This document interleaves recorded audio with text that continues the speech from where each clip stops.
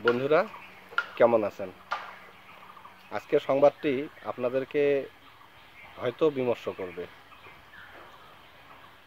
অনেকেই তো ক্রিকেট খেলা দেখেছেন।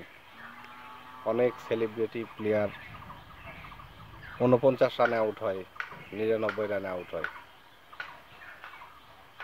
কি একটা ভাগ্যের খেলা নাকি? সে তো বিশ্ব কাঁপানো প্লেয়ার। কেন আর একটা রান করতে পারে না? হয়তো বা নিয়তি। গাজীপুর মেট্রোপলিটন পুলিশে রনি নামের ছেলেটা চাকরি করত। তার স্ত্রী সন্তান সম্ভবা। গতকাল ১ তারিখ ১/৪/২০২৫ কর্মস্থল থেকে বাসায় আসার পথে, টাঙ্গাইলে তার বাসা, অটোর সাথে বাইক অ্যাক্সিডেন্টে পৃথিবী ছেড়ে চলে যায়। রনির আত্মার মঙ্গল কামনা করি। আজকে ২/৪/২০২৫ তারিখ তার একটা ফুটফুটে সন্তান হয়েছে, ছেলে সন্তান। দেখেন, এটা কি সে ৯৯ রানে আউট হওয়া না? ভাগ্যটা কার খারাপ?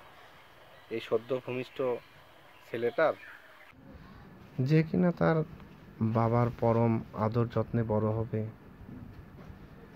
একসময় তার বাবা যখন বৃদ্ধ হবে, তার বাবা মার দায়িত্ব নেবে, সেই ছেলেটার, নাকি নাকি তার পৃথিবী থেকে বিদায় নেওয়া বাবার,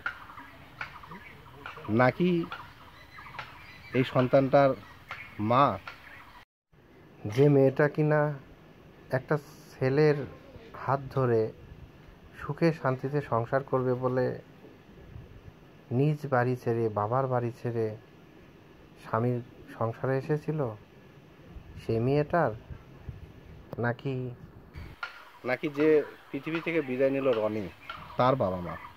কার ভাগ্য খারাপ? আপনারা হয়তো আরও দেখেছেন, সুন্দর করে বাড়ি সাজায়। বাড়ি তৈরির পরে যে মুহূর্তে তারা ওই বাড়িতে প্রবেশ করবে, ঠিক সেই সময় ওই গৃহকর্তা পৃথিবী থেকে চলে যায়। আর দু একটা দিনই যেন তার ছিল না এই পৃথিবীতে।